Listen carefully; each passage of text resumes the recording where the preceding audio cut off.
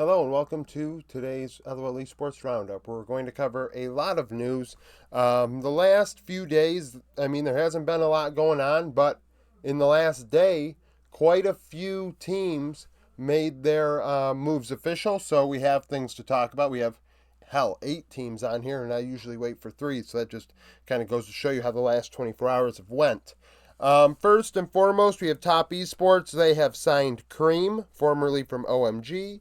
And then also Despair, who's from OMG, former head coach. Cream is a very high octane player, a lot of potential. Honestly, I think he probably, if you swapped Zeka and Cream at Worlds 2022, I think the result is the same. Cream is that good on those champions. He is very carry oriented, assassin oriented, but outside of that, he kind of struggles. And we'll see if alongside Tien he can kind of get better. Tien, Cream, Jackie Love. 3-1 KDA, 8-7 CS per minute, 59-8 KP, so very solo dolo as far as mid laners are concerned, less than 3 out of every 5 kills. 413 gold per minute is about 22.2% of gold, 517 damage per minute, almost 27% of damage for OMG. He was the secondary carry, but Shanji is good enough to do that job as well. 11 champions, 45 games. Despair, 29-19 over his career as a head coach in a major region. 12-15 in playoffs. So keep in mind that first number is best of threes, and the second one is individual games. Mad Lions, they allow Niski to go. Niski was still under contract. He had a 2.9 KDA, 8.5 CS per minute, 58.9 KP. Those numbers actually are surprising. Not the KDA, not the CS, but the KP. It just felt like Niski was more involved than he was, and with Mad Lions, it just actually wasn't the case. Less than 3 out of every 5 kills over summer. 403 gold per minute was about 22.7% of gold. 633 damage per minute. That's a lot more damage than expected, especially given that he wasn't super involved in kills, right?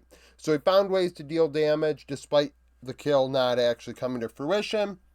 About 28% of the team's damage on average at 15 minutes. He went mid and, I guess there's a pun, right? He was average. At 15 minutes, down 50 gold, down 75 XP, 7 solo kills, 13 champions in 30 games. Niski somehow, someway with Mad Lions found a way to get to Worlds time and time again, and his win rate at Worlds is one of the worst all time amongst major region mids. I'm just pulling that out of my ass, but I'm pretty sure the win-loss is very bad. Mac is officially out from Mad Lions. At Worlds, he took that off because his wife was pregnant, and now, or at least, I don't know, his child was going to be born, and unfortunately, I think Mad Lions are punishing him for that.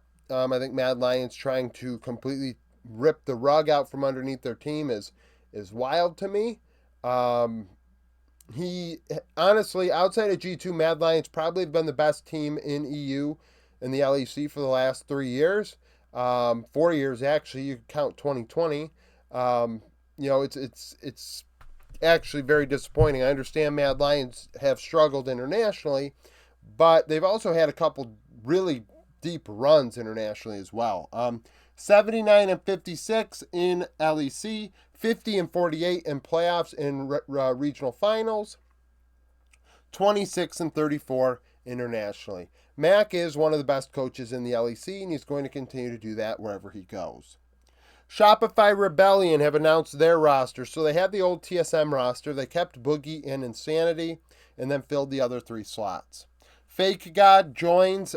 He played for Disguised Toast's team in NACL. And Fake God has played in the LCS before and struggled. He was very young at the time. But I will say these numbers still don't come off the board at me. I don't watch Academy, so I can't say that I watched him eye test wise, just to see if he got better. Obviously, I watched him when he did play. But these numbers aren't great. So 3.6 KDA, 7.7 CS per minute, 59.4 KP. So a little more involved out of your top laner. He is 3 out of every 5 kills, just under that, and gives up farm as a result. 393 gold per minute is 21.3% of gold. 536 damage per minute, 22.6% of damage. The return on investment is there. And on average, laning-wise, he did do better than your average Academy top laner. So there is something to be said there that maybe in the mid to late game, he gave up a lot of his gold to his teammates. Up 335 gold, 4 CS, 235 XP, had 15 solo kills, 12 champions played in 50 games. Now, below him, we have Bvoy. Bvoy is a Korean import that's played, I believe, in the LPL, PCS, CBLOL, Latin America, and now in the LCS. He's 26 years old. Out of all Korean import 80 carries, I think you could have done a lot better. These numbers at the minor region level are good. 5.4 KDA, 9.8 CS per minute, 73 KP. So gets farm, your typical Korean import, gets farm, wins hand fights in the mid to late game. 474 gold per minute is 25.5% of gold. 766 damage per minute is 32.5% of damage. So we do have to give him credit. Deals a shit ton of damage. Finds opportunities to get his, I guess.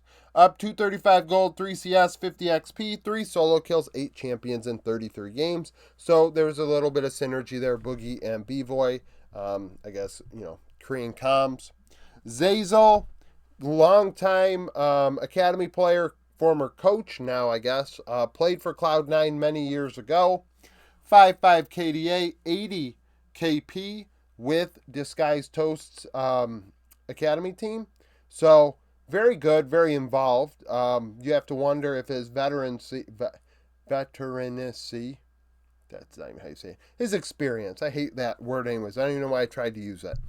His experience and wisdom probably helped him against the less experienced Academy supports. And hell, 4 out of every 5 kills, 157 damage per minute, 3-1 vision score per minute, placed about 8 wards every 5 minutes, 2 control wards every 5 minutes, and cleared under 1 ward every 3 minutes, 13 champions in 50 games. Speaking of supports and former Academy supports, we have Isles for Dignitas. So Isles took a year off last year. These numbers are Cloud9 at the highest level, Cloud9 Academy, lock-in, all sorts of things from 2022. So he didn't play a single game last year in an official environment, at least on Game of Legends.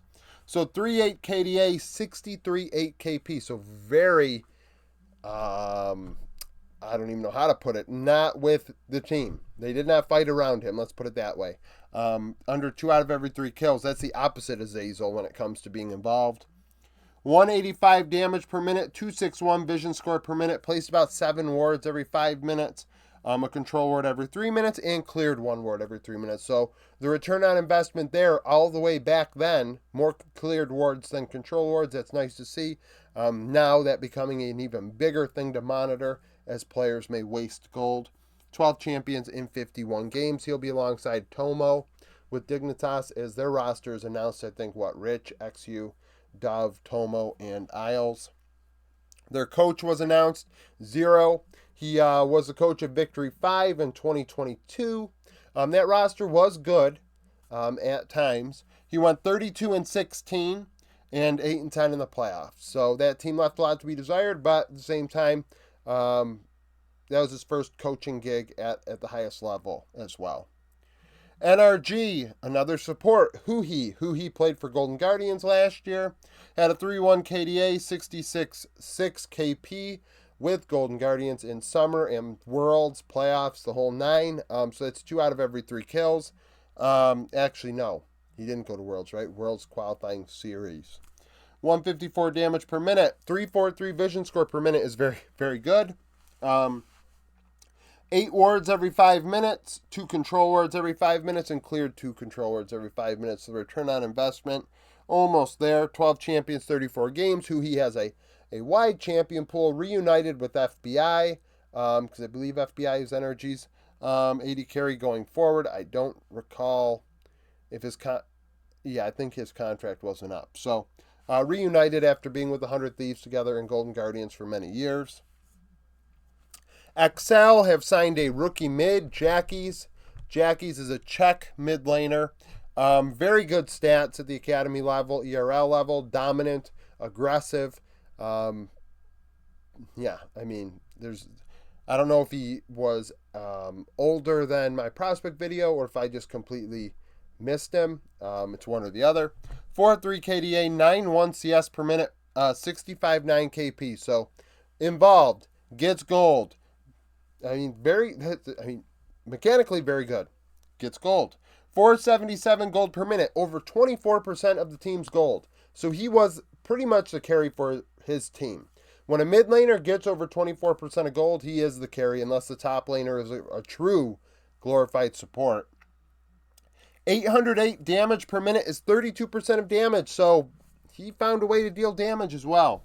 665 gold up at 15 minutes, 5 CS, 455 XP, so did get ahead of his lane opponents.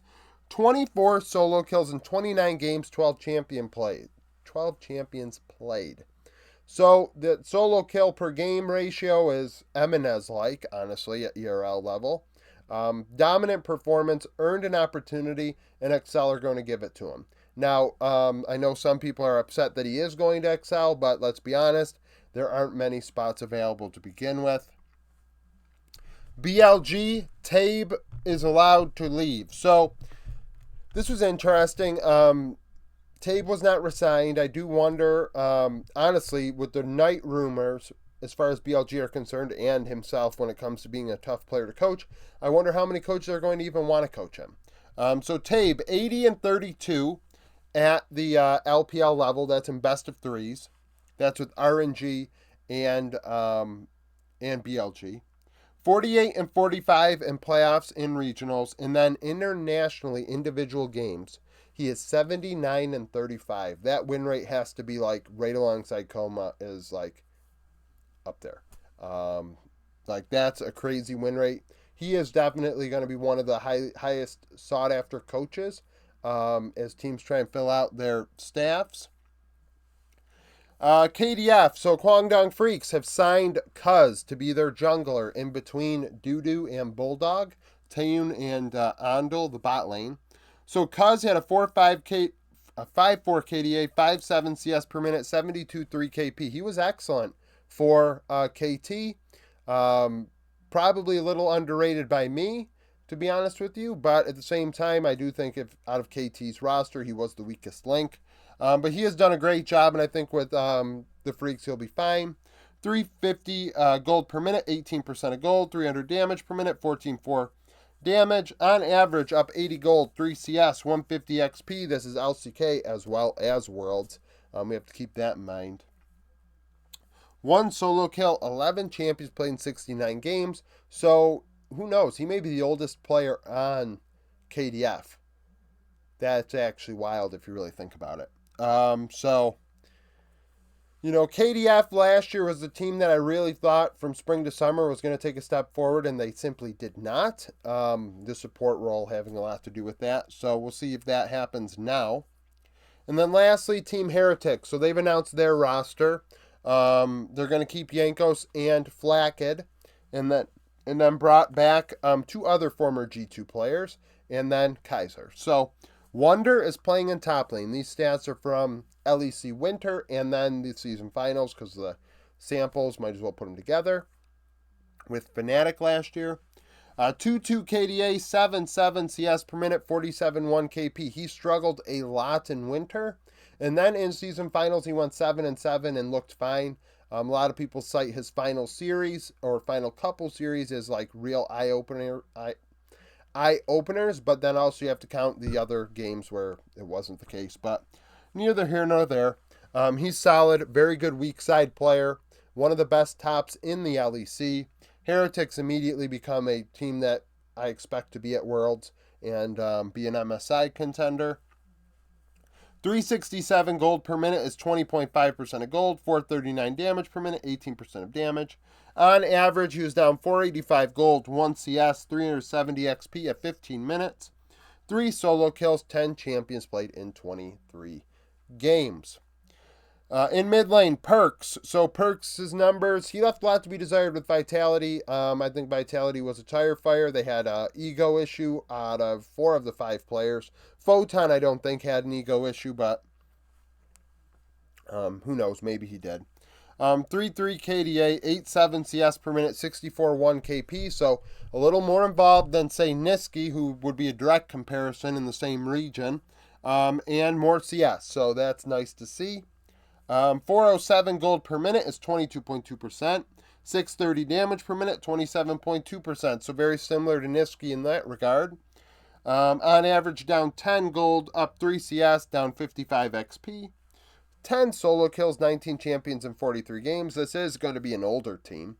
So that may also help him out a bit after being on a team that had a bunch of 20, 21-year-olds on it. He's obviously a real good player, still one of the better LEC mids, top few. He'll probably be fine alongside Yanko. It's like it's just going to be G2 2.0 pretty much.